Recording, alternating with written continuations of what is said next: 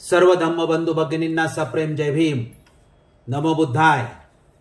धम्मसंहिता YouTube channel मध्ये आपणा सर्वांचं स्वागत. प्रबोधन पर्वाविषयी दोन शब्द. डॉक्टर बाबासाहेब आंबेडकर लिखित द बुद्धा अँड हिज धम्मा या ग्रंथाचे प्रबोधन पर्व सुरू आहे. डॉक्टर आंबेडकर पुनरुज्जीवित धम्माच्या विकासासाठी धम्मसंहिता या शीर्षका अंतर्गत बौद्ध आचारसंहिता निर्माण करण्यासाठी आम्ही गेली 40 वर्ष निरंतर कार्यरत आहोत. बौद्ध अनुयायांनी या कार्याला सहकार्य करावे ही विनंती करून आजच्या विषयाला प्रारंभ करतो. आजच्या 13व्या भागाचा विषय आहे महामायेचा मृत्यू आणि बुद्धाचे नाव, कुळ, गोत्र, वंश यांचं स्पष्टीकरण. विषयाचे स्पष्टीकरण असे की द बुद्धा अँड हिज धम्मा या ग्रंथाच्या पहिल्या खंडाच्या पहिल्या भागातील महामायेचा मृत्यू या शीर्षका अंतर्गत 5वे प्रकरण आहे. महामायेचा मृत्यू याबरोबरच बुद्धाचे नाव, कुळ, गोत्र, वंश यांचे स्पष्टीकरण केले आहे. म्हणून हे विषयाचे शीर्षक आम्ही असे केले आहे. महामायेचा मृत्यू या शीर्षका अंतर्गत बाबासाहेब आंबेडकरांनी 5व्या प्रकरणात एकूण 10 आकड्यात माहिती दिली आहे. तिचा इथे आपण अभ्यास करून स्पष्टीकरण सुद्धा करणार आहोत. विनंती. धम्मबंधू भगिनींना विनंती आहे की आपण आपल्या पवित्र धम्म ग्रंथातील माहितीचे स्पष्टीकरण ऐकत व पाहत आहात तेव्हा हे स्पष्टीकरण शांतपणे लक्ष देऊन काळजीपूर्वक ऐकावे व पाहावे. काही अडचण आल्यास पुन्हा पुन्हा ऐकावे. मी जमेल तेवढा सोपा, सुटसुटीत व साध्या भाषेत सांगण्याचा प्रयत्न करणार आहेच. आता आपण महामायेचा मृत्यू ह्या प्रकरणाचे संदर्भ पाहूया. महामायेचा मृत्यू या प्रकरणाची माहिती घेण्यापूर्वी त्याचे संदर्भ डॉक्टर बाबासाहेब आंबेडकरांनी बौद्ध साहित्यातील नेमक्या कोणत्या ग्रंथातून घेतले आहेत ते पाहूया. महाराष्ट्र शासन ग्रंथ प्रकाशन समितीचे तत्कालीन सचिव वसंत मून द्वारा खंड 11च्या पुरवणी पुस्तिकेत बुद्ध आणि त्यांचा धम्म या ग्रंथातील संदर्भाचा तक्ता दिलेला आहे. त्यामध्ये महामायेच्या मृत्यूची माहिती बाबासाहेबांनी कुठून घेतली त्याचे सर्व संदर्भ व स्पष्टीकरण सुद्धा दिलेले आहे. या 11व्या खंडाच्या पुरवणी पुस्तिकेनुसार विनयपिटक, चुल्लवग्ग, जातक निदान अट्टकथा, अंगुत्तर निकाय, मज्जिम निकाय म्हणजे चुल्ल, दुःखखंड, अट्टकथा या बौद्ध साहित्यातील ग्रंथातून संदर्भ घेऊन बाबासाहेबांनी महामायेचा मृत्यू या प्रकरणातील माहिती दिलेली आहे. आता आपण डॉक्टर बाबासाहेब आंबेडकरांनी महामायेचा मृत्यू या शीर्षका अंतर्गत जी ग्रंथात माहिती दिलेली आहे ती पाहूया. आकडा 1. बाबासाहेब लिहितात की 5व्या दिवशी नामकरण विधी करण्यात आला. मुलाचे नाव सिद्धार्थ असे ठेवण्यात आले. त्याचे कुळ गौतम होते म्हणून त्याला सिद्धार्थ गौतम या नावाने लोक संबोधू लागले. 2 आकडा. मुलाच्या जन्माचा आनंदोत्सव व नामकरण विधी समारंभ चालू असतानाच महामाया एकाएकी आजारी पडली व तिचे दुखणे बळावू लागले. 3.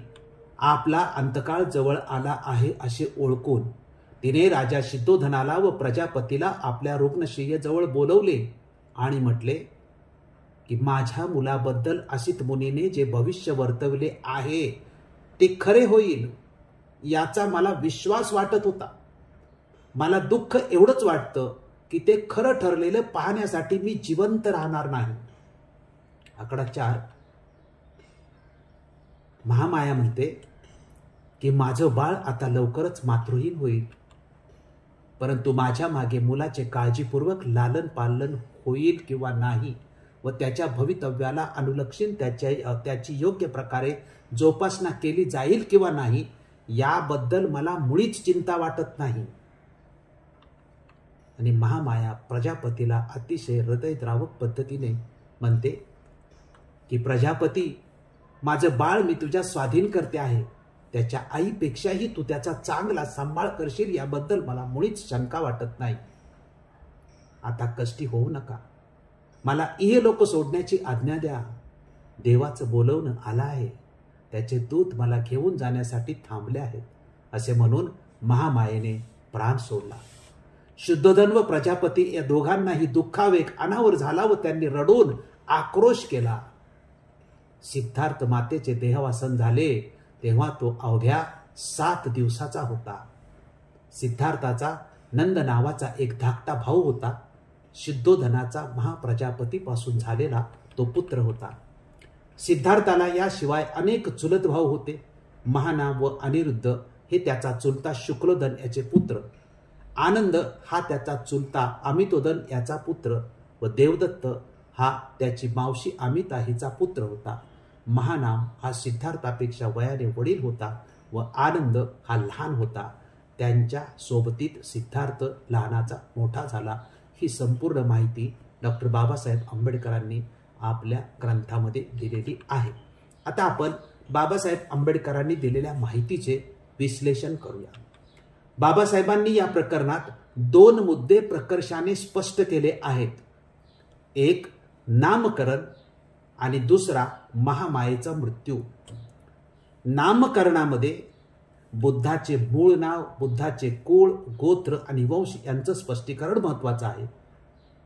प्रथम आपण नामकरणातील 4 बिंदूंचा अभ्यास व स्पष्टीकरण करून नंतर महामायेच्या मृत्यूची माहिती घेणार आहोत. त्यामुळे ह्या विश्लेषणाच्या पूर्वी अनुवादाच्या संदर्भात एक सूचना आहे. ती म्हणजे 5व्या दिवशी नामकरण विधी करण्यात आला. मुलाचे नाव सिद्धार्थ असे ठेवण्यात आले. त्याचे गोत्र नाम गौतम होते म्हणून त्याला सिद्धार्थ गौतम या नावाने लोक संबोधू लागले. हा मराठी अनुवाद आहे. इथे थोडीशी चूक किंवा झालेली आहे म्हणून याचं स्पष्टीकरण करण्याचा प्रथम मी प्रयत्न केलेला आहे की इथे बाबासाहेब आंबेडकरांनी इंग्रजीमध्ये लिहिलेलं आहे की his clan name was Gautam.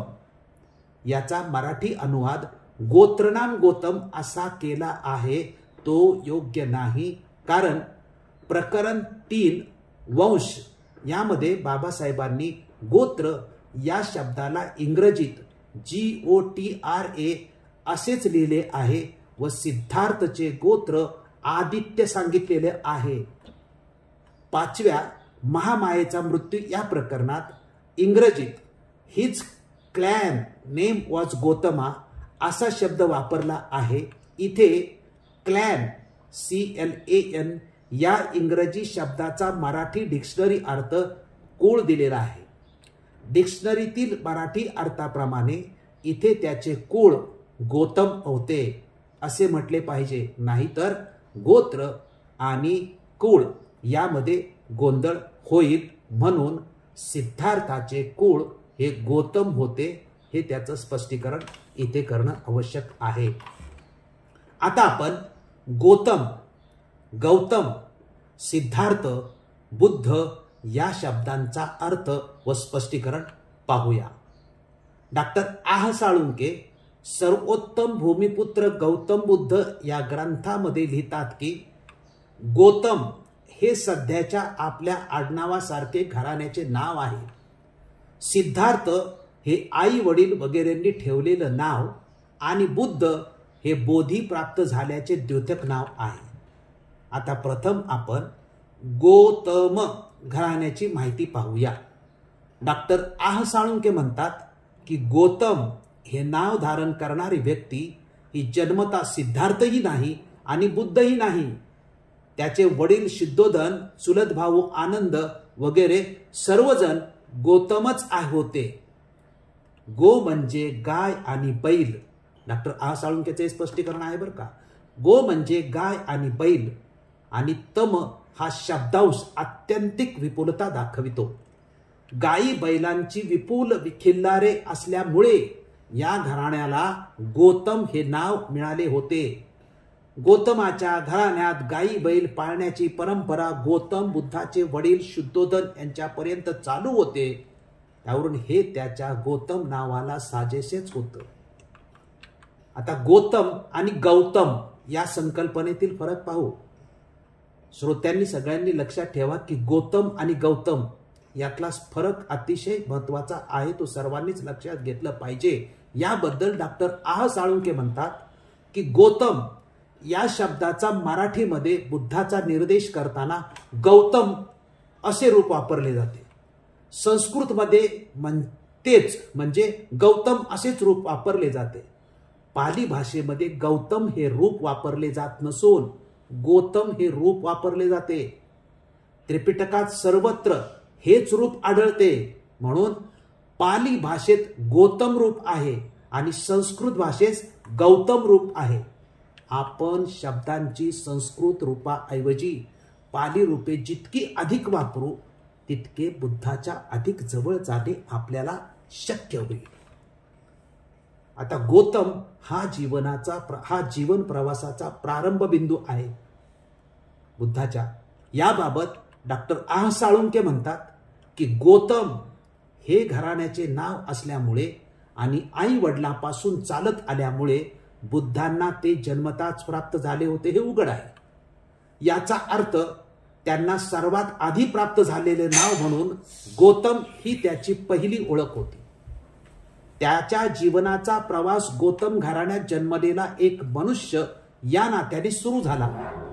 Gautam असणे हा या प्रवासाचा प्रारंभ बिंदू होता असेही आपण म्हणू शकतो. डॉक्टर आह साळुंखेंच्या या संदर्भासहित स्पष्टीकरणानुसार गौतम हे एक आडनावासारखे घराणे आहे. आता धर्मानंद कोसंबीचे गौतम नावाबाबतचे आपण स्पष्टीकरण पाहूया. धर्मानंद दामोदर कोसंबी यांचे सनय प्रकाशन द्वारा प्रकाशित केलेले भगवान बुद्ध पूर्वार्ध व उत्तरार्ध या ग्रंथात ते गौतम नावाबाबत लिहितात की शाक्यसिंह सर्वार्थ सिद्ध शौधोदनी गौतम मायादेवी सुत्त अर्कबंधू ही अमरकोशात बोधिसत्वाची 6 नावे दिली आहेत. सुत्त पिटकात गौतम असाच उल्लेख आहे. सुत्त पिटक हा त्रिपिटकाचाच भाग आहे. धर्मानंद कोसंबी लिहितात समनो खलु भो गौतमो सक्युला पब्बजितो. अशा प्रकारचे उल्लेख सुत्त पिटकात कितीतरी ठिकाणी आलेले आहेत. बोधिसत्वाचे खरे नाव गौतम होते व तो बुद्ध पदाला पावल्यावर त्याच नावाने प्रसिद्धीला आला. त्रिपिटक वाङ्मयात बोधिसत्वाचे सर्वार्थ सिद्ध नाव होते असा उल्लेख कोठेच सापडला नाही. फक्त त्रिपिटकात गौतम हाच उल्लेख सापडतो. बौद्ध साहित्यात भो गौतम या नावाचा उल्लेख अथवा संदर्भ आपल्याला जागोजागी सापडतो. आपादान ग्रंथ आणि महापदान सुत्त यामध्ये सुद्धा गौतम असाच उल्लेख आहे. हा सुद्धा त्रिपिटकाचाच भाग आहे आणि याबद्दल धर्मानंद कोसंबी लिहितात की महापदान सुत्तात बुद्धाला गौतमो गौतन्न असे म्हटले आहे. त्याचप्रमाणे आपादान ग्रंथात अनेक ठिकाणी गौतमो नाम नामेन आणि गौतमो नाम गौतेन्न असे 2 प्रकारचे उल्लेख सापडतात. आता थेरी गाथेमध्ये सुद्धा गौतमच उल्लेख आहे. थेरी गाथा हा सुद्धा त्रिपिटकाचाच भाग आहे. धर्मानंद कोसंबी याबद्दल लिहितात की थेरी गाथेत महाप्रजापती गौतमीच्या ज्या गाथा आहेत त्यापैकी एक गाथा ही पुढील प्रमाणे आहे. पहा कसे आहे. बहुनंग वत अथाय माया जनई गौतमं व्याधी मरण तुन्नान दुःख खंद व्यापानुदी. या गाथेचा अर्थ की पुष्कळांच्या कल्याणासाठी मायेने गौतमाला जन्म दिला. व्याधी आणि मरण ह्यांनी पीडित झालेल्या जनांचे त्याने दुःख नष्ट केले. धर्मानंद कोसंबींनी केलेल्या या संदर्भासहित स्पष्टीकरणानुसार हे स्पष्ट होते की सुत्त पिटक, आपादान ग्रंथ, महापदान सुत्त व थेरी गाथा या त्रिपिटकीय साहित्यात सर्वत्र बुद्धाचे कुळ अथवा नाव गौतम असल्याचेच स्पष्ट होते. सिद्धार्थ हे नाव आढळत अजिबात नाही. आता आपण गौतम आणि गौतम या संकल्पनेची माहिती पाहिल्यानंतर बुद्ध या संकल्पनेचं स्पष्टीकरण पाहूया. डॉक्टर आह साळुंके याबद्दल लिहितात की आई वडिलांनी दिलेल्या नावाने सिद्धार्थ गौतम होता. बोधी प्राप्त झाल्यानंतर तो सिद्धार्थ बुद्ध झाला आणि बोधी प्राप्त नंतर केवळ शब्द धारण करणारा सिद्धार्थ हा अर्थ धारण करून जगणारा सिद्धार्थ झाला. कोणताही सिद्धार्थ बुद्ध म्हणून जन्माला आलेला नसतो. सर्वजण सिद्धार्थ गौतमासारख्या अवस्थेतून जीवनाचा प्रवास सुरू करतात, पण प्रत्येकामध्ये सिद्धार्थ बुद्ध होण्याची क्षमता पहिल्यापासूनच असते. ती साकार करण्याच्या दिशेने कोण किती प्रवास करतो यावर त्याच्या सिद्धार्थाचे प्रमाण ठरते, त्याच्या बुद्धत्वाकडच्या प्रवासाचे मोजमाप होते. आता गौतम हा प्रारंभ व बुद्ध हे पूर्णत्व आहे. याबद्दल डॉक्टर आह साळुंके लिहितात की गौतम हा प्रथम बिंदू आणि बुद्ध हा पूर्णत्व बिंदू आहे. बुद्धत्व ही एका दृष्टीने गौतमाची परिपूर्णता आहे आणि दुसऱ्या दृष्टीने ते गौतमाचे विसर्जनही आहे. गौतमांनी ज्या क्षणी बोधी प्राप्त केली त्या क्षणी ते केवळ गौतम या विशिष्ट घराण्याचे राहिले नाहीत, तर ते सर्व मानव जातीचे नव्हे तर सर्व प्राणी सृष्टीचे झाले. हे डॉक्टर आह साळुंके यांचे बुद्ध संकल्पनेबाबतचे स्पष्टीकरण होय. आता आपण सिद्धार्थ स्पष्टीकरण पाहूया. गौतम, गौतम, बुद्ध या संकल्पनेचा अभ्यास केल्यानंतर आता सिद्धार्थ ही संकल्पना व नाव याचे स्पष्टीकरण पाहूया. याबाबत डॉक्टर आह साळुंके लिहितात की गौतम आणि बुद्ध या दोन अवस्थांना जोडणारा दुवा म्हणजे सिद्धार्थ होय. सिद्धार्थ म्हणजे ज्याने आपल्या जीवनाचा अर्थ म्हणजेच उद्दिष्ट सिद्ध, सफल वा साकार केले आहे अशा कृतार्थ मानवाला सिद्धार्थ म्हणतात. पण सिद्धार्थ नावाची संदिग्धता आहे. याबाबत मात्र आह साळुंके स्पष्ट करतात की आणि साळुंके लिहितात की बघा किती महत्वाचा संदेश आहे तो. ते म्हणतात की यदा कदाचित त्यांना बोधी प्राप्त झाल्याचे ध्यानात घेऊन नंतरच्या काळात पूर्वलक्षी प्रभावाने सिद्धार्थ हे नाव रूढ करण्यात आले असेल ही देखील शक्यता आहे. कोण म्हणतं? डॉक्टर आह साळुंके. धर्मानंद कोसंबी यांनी सिद्धार्थ नावाची निर्मिती कुठे झाली याचा संदर्भ व स्पष्टीकरण दिलेलं आहे. ते खूप महत्वाचं आहे, ते पहा. ते म्हणतात की जातकाच्या निदान कथेत सिद्धत्त म्हणजेच सिद्धार्थ हे त्याचे नाव आले आहे प्रथम, पण ते देखील ललित विस्तारावरून घेतले असावे, कारण ललित विस्तार हा संस्कृतच ग्रंथ आहे. त्या ग्रंथात म्हटले आहे अस्य हि जात मात्रेन मम सर्वार्था ससिद्धा यन्वहमस्य सर्वार्थ सिद्धी इति नाम कुर्याम. तो राजा बोधिसत्व महता सत्कारेन सत्कृत्य सर्वार्थ सिद्धो य कुमारो नामना भवतु इति नामास्या कार्षित. कोसंबी लिहितात की सर्वार्थ सिद्ध हेच नाव अमरकोशात दिले आहे, पण ललित विस्तारात बोधिसत्वाला वारंवार सिद्धार्थ कुमार असेही म्हटले आहे आणि त्याचेच सिद्धत्त हे पाली रूपांतर आहे. म्हणजे सिद्धार्थ कुमाराचे पाली रूपांतर सिद्धत्त हे आहे. अर्थात सर्वार्थ सिद्ध किंवा सिद्धार्थ ही दोन्ही नावे ललित विस्तारकारांच्या अथवा तशाच एखाद्या बुद्धभक्त कवींच्या कल्पनेतून निघाली असली पाहिजेत. सर्वार्थ सिद्ध याचे पाली रूपांतर सबत्त सिद्ध असे झाले असते खरे तर, आणि ते चमत्कारिक दिसत असल्यामुळे जातक अट्टकथाकाराने सिद्धत्त हेच नाव वापरले असावे. धर्मानंद कोसंबीच्या स्पष्टीकरणानुसार सिद्धार्थ हे नाव त्रिपिटकातील नसून ललित विस्तारातून आलेले आहे व त्या नावाचा उपयोग जातक निदान कथाकार व जातक अट्टकथाकारांनी केलेला आहे, त्रिपिटकामध्ये नाही. सिद्धार्थ हे नाव संस्कृतमध्ये आहे, त्यामुळे पाली बौद्ध साहित्यात त्याचा संदर्भ नसणे हे नैसर्गिक आहे. तसेच डॉक्टर आह साळुंके सुद्धा म्हणतात की सिद्धार्थ हे नाव नंतरच्या काळात पूर्वलक्षी प्रभावाने रूढ केले असावे. आता आपण गौतम, बुद्ध आणि सिद्धार्थ या 4 संकल्पनांचा अभ्यास केल्यानंतर बुद्धाचे मूळ नाव काय याचे स्पष्टीकरण पाहणे आवश्यक आहे. कारण आतापर्यंतच्या अभ्यासात आपल्याला बुद्धाचे मूळ नाव सापडलेलं नाही. डॉक्टर आह-साळुंके यांच्या मतानुसार गौतम हे घराण्याचे नाव अथवा आडनाव आहे. डॉक्टर बाबासाहेब आंबेडकरांच्या नुसार गौतम हे क्लॅन म्हणजे कुळ आहे.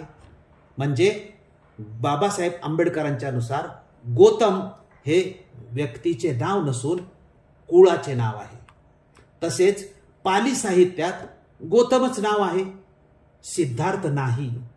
याचेही स्पष्टीकरण धर्मानंद कोसंबींनी केलेले आपण पाहिले आहे. डॉक्टर बाबासाहेब आंबेडकरांच्या नुसार गौतम हे कुळ आहे, नाव नाही हे पाहिले. आता जर गौतम हे व्यक्तीचे नाव नसेल, पाली साहित्यात सिद्धार्थ शब्दाचा उल्लेख नसेल, सिद्धार्थ शब्द संस्कृत असेल, तर मग प्रश्न निर्माण होतो की बुद्धाचे मूळ नाव नेमके काय आहे. याचा आतापर्यंत पाहिलेल्या संदर्भाद्वारे तर स्पष्टीकरण होतच नाही. म्हणून बुद्धाचे मूळ नाव काय त्याचे स्पष्टीकरण पाहूया. हे स्पष्टीकरण आंतरराष्ट्रीय भाषातज्ञ व पुरातत्व इतिहासकारांनी दिले आहे. तो संदर्भ पाहूया. आंतरराष्ट्रीय भाषातज्ञ व पुरातत्व इतिहासकार डॉक्टर राजेंद्र प्रसाद सिंह यांनी त्यांच्या खोए हुए बुद्ध की खोज या हिंदी ग्रंथात पृष्ठ क्रमांक 54 वर लिहिले आहे की गौतम बुद्धाचे नाव सिद्धार्थ नव्हते. आणि याबाबत इतिहासकार डी कोसंबी यांनी सुद्धा लिहिले आहे की गौतम बुद्धाचे नाव सिद्धार्थ नव्हते. हे नंतर त्यांच्या अनुयायांनी जोडलेले आहे. तसेही सिद्धार्थ या शब्दाचा ध्वनिशास्त्र अथवा उच्चार हा संस्कृतचा आहे. म्हणून गौतम बुद्धाचे खरे नाव सिद्धार्थ असणे संभवनीय नाही. गौतम बुद्धाचे खरे नाव सुकीती असल्याची माहिती मिळते. यावरूनच की बुद्धांच्या निर्वाणानंतर ताबडतोब कपिलवस्तूच्या त्याच्या भावांनी व बहिणींनी त्यांच्या अस्थीवर एका स्तूपाची निर्मिती केली होती. तो स्तूप आजही पिपरहवा स्तूप या नावाने खरोखरच्या कपिलवस्तूमध्ये अस्तित्वात आहे. पिपरहवा स्तूप मधील अस्थिकलशाच्या मानेवर एक अभिलेख लिहिलेला आहे. हा कलश दगडाचा आहे. अभिलेखाची लिपी ब्राह्मी आणि भाषा प्राकृत आहे. अभिलेखावर लिहिले आहे की सुकीती भतिनं स भगिनीकन स पूतदलन इयं सलील निधाने बुधस भगवते सखियन. याचा मराठी अनुवाद असा की सुकीती म्हणजेच गौतम बुद्ध यांचे शाक्य भाऊ बहीण व मुले इत्यादींनी भगवान बुद्धांचे हा शरीर निदान म्हणजेच स्तूप बनविला आहे. आणि हे स्वाभाविकच आहे की आपल्या गावातील घरातील भाऊबंद कुटुंबीय बहीण भाव बुद्धांना त्यांच्या मूळ व खरोखरच्या नावाने बोलणे अथवा लिहिण्याचा हा त्यांना पूर्णपणे अधिकार आहे. व त्यानुसार त्यांनी मूळ नाव सुकीती हे त्या कलशावरती लिहिलेलं आहे. पृष्ठ क्रमांक 55 वर पुराव्यासाठी पिपरहवा स्तूप व अभिलेख यांचा फोटो डॉक्टर राजेंद्र प्रसाद सिंह यांनी दिलेला आहे. आता आपण बुद्धाच्या गोत्र यांची माहिती पाहूया. डॉक्टर आह-साळुंके, धर्मानंद कोसंबी आणि डॉक्टर बाबासाहेब आंबेडकरांच्या संदर्भानुसार बुद्धाचे कुळ गौतम असल्याचे आपण पाहिले. पुरातत्व इतिहासकार व भाषातज्ञ डॉक्टर राजेंद्र प्रसाद सिंह द्वारा बुद्धाचे मूळ नाव सुकीती असल्याचे पाहिले. आता आपण बुद्धाचे गोत्र कोणते याचे स्पष्टीकरण पाहूया. याबाबत धर्मानंद कोसंबी लिहितात की सुत्त निपातातील पबज्जा सुत्त गाथा नंबर 18 व 19 वरून बुद्धाचे गोत्र स्पष्ट होते. ती गाथा काय आहे ते पहा. वुजू जानपदो राजा हिमवंतस्स पस्सतो धनविरियेन संपन्ना कोसलेसु निकेतिनो आदिच्या नामा गोत्तेन साकिया नाम जातिया तुम्हा कुला पबज्जितोमी राज नकामे अभिपथ्येय. याचा मराठी अनुवाद कोसंबी लिहितात की बोधिसत्व बिंबिसार राजाला म्हणतो की हे राजा, येथून सरळ हिमालयाच्या पायथ्याशी एक धनाने आणि शौर्याने संपन्न असा प्रदेश आहे. कोसल राष्ट्रात त्याचा समावेश होतो. तेथल्या लोकांचे गोत्र आदित्य असून त्यांना शाक्य म्हणतात. त्या कुळातून मी परिव्राजक झालो तो हे राजा कामोपभोगाच्या इच्छेने नव्हे. या ग्रंथात शाक्यांचे गोत्र आदित्य होते असे स्पष्ट म्हटले आहे. एकाच काळी आदित्य आणि गौतम ही दोन गोत्र असणं शक्यच नाही. त्यामुळे सुत्त निपात प्राचीनतम असल्यामुळे आदित्य हेच शाक्याचे खरे गोत्र असावे असे धर्मानंद कोसंबी यांनी स्पष्ट केले आहे. बुद्धाचे आदित्य हे गोत्र असल्याचा उल्लेख व त्याला मान्यता डॉक्टर बाबासाहेब आंबेडकरांनी बुद्ध आणि त्याचा धम्म या ग्रंथामध्ये प्रकरण 3 मध्ये वंश नावाचं जे आहे त्यामध्ये ऑलरेडी दिलेली आहे. त्याचा उल्लेख आहे. आता कुळ, मूळ नाव, वंश व गोत्र याचं अनुमान आपण पाहूया. डॉक्टर आह साळुंके, धर्मानंद कोसंबी आणि डॉक्टर बाबासाहेब आंबेडकरांच्या संदर्भानुसार बुद्धाचे कुळ गौतम असल्याचे पाहिले. पुरातत्व इतिहासकार व भाषातज्ञ डॉक्टर राजेंद्र प्रसाद सिंह द्वारा बुद्धाचे मूळ नाव सुकिती असल्याचे पाहिले. डॉक्टर बाबासाहेब आंबेडकर आणि धर्मानंद कोसंबी नुसार बुद्धाचे गोत्र आदित्य असल्याचे पाहिले. बुद्ध हे शाक्य वंशाचे आहेत ही बाब जगन्मान्य अथवा मान्यता प्राप्त आहे. यावरून हे स्पष्ट होते की बुद्धाचे मूळ नाव सुकिती, कुळ गौतम, वंश शाक्य आणि गोत्र आदित्य होय.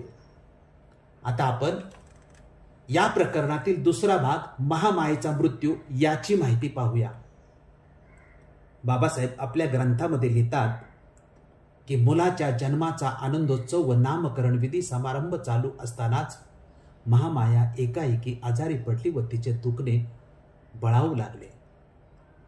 महामायेने आपला अंतकाळ जवळ आला आहे असे ओळखून तिने राजा सिद्धोधनाला व प्रजापतीला आपल्या रुग्णशय्येजवळ बोलवले आणि म्हटले, माझ्या मुलाबद्दल असित मुनीने जे भविष्य वर्तवले आहे ते खरे होईल याचा मला विश्वास वाटत होता. मला दुःख एवढंच वाटतं की ते खरं ठरलेलं पाहण्यासाठी मी जिवंत राहणार नाही. महामाया अतिशय दुःखाने म्हणते की माझं बाळ आता लवकरच मातृहीन होईल, परंतु माझ्या मागे माझ्या मुलाचे काळजीपूर्वक लालन पालन होईल किंवा नाही, त्याच्या भवितव्याला अनुलक्षून त्याची योग्य प्रकारे जोपासना केली जाईल किंवा नाही, याबद्दल मला मुळीच चिंता वाटत नाही. महामाया आपली बहीण प्रजापती हिला अतिशय हृदयद्रावक पद्धतीने म्हणते की प्रजापती, माझं बाळ मी तुझ्या स्वाधीन करते आहे. त्याच्या आईपेक्षाही तू त्याचा चांगला सांभाळ करशील याबद्दल मला मुळीच शंका वाटत नाही. महामाया राजा सिद्धोधन व प्रजापतीला दुःखी न होण्याचे सांगते आणि जे नैसर्गिक आहे ते स्वीकारण्याशिवाय पर्याय नाही असा संदेश देताना ती म्हणते की आता कष्टी होऊ नका, मला इहलोक सोडण्याची आज्ञा द्या. देवाचं बोलावणं तर आलंच आहे, त्याचे दूत मला घेऊन जाण्यासाठी थांबले आहे. असे म्हणून महामायेने प्राण सोडला. सिद्धोधन व प्रजापती या दोघांनाही दुःखावेग अनावर झाला व त्यांनी रडून आक्रोश केला. सिद्धार्थाचे बालपण चुलत भावांच्या बरोबर गेले याबाबत डॉक्टर बाबासाहेब आंबेडकर लिहितात की सिद्धार्थ मातेचे देहावसन झाले तेव्हा तो अवघा 7 दिवसाचा होता. सिद्धार्थाचा नंद नावाचा एक धाकटा भाऊ होता. सिद्धोधनाचा महाप्रजापतीपासून झालेला तो पुत्र होता. सिद्धार्थाला याशिवाय अनेक चुलत भाऊ होते. महानाम व अनिरुद्ध हे त्याचा चुलता शुक्लोदन यांचे पुत्र, आनंद हा त्याचा चुलता अमितोदन याचा पुत्र व देवदत्त हा त्याची मावशी अमिता हिचा पुत्र होता. महानाम हा सिद्धार्थापेक्षा वयाने वडील होता व आनंद हा लहान होता. त्यांच्या सोबतीत सिद्धार्थ लहानाचा मोठा झाला. अशा प्रकारे महामायेच्या मृत्यूची माहिती आपण पाहिलेली आहे. आता आपण जे सर्व मुद्दे पाहिले त्या सर्वांचा अनुमान अथवा सारांशाने जो निघतो तो माझ्या दृष्टिकोनातून पुढील प्रमाणे आहे आणि मी असं म्हणतो की वरील सर्व मुद्द्यांचा अभ्यास केल्यानंतर अनुमान निघते की बुद्धाचे मूळ नाव सुकीती, कुळ गौतम, वंश शाक्य आणि गोत्र आदित्य होय आणि महामायेचं दुःख निघाल्यानंतर सिद्धार्थाचा सांभाळ प्रजापती गौतमीने स्वतःच्या मुलासारखा केला. आपण महामायेचा मृत्यू या प्रकरणाचे विवेचन अतिशय शांतपणे लक्षपूर्वक ऐकले पाहिले त्याबद्दल आपणा सर्वांचे मनपूर्वक आभार मानतो. डॉक्टर बाबासाहेब आंबेडकरांच्या पवित्र ग्रंथातील महामायेचा मृत्यू या भागाचे विवेचन आपणास आवडले असेल, तसेच विवेचनाची पद्धती आवडली असेल तर आपण हा व्हिडिओ जास्तीत जास्त लोकांपर्यंत पाठवून ग्रंथ प्रबोधनाच्या पर्वाला यशस्वी करण्यासाठी सहकार्य करावे ही विनंती. धन्यवाद. जय भीम, जय अशोक, जय बुद्ध, जय भारत. साधू साधू साधू.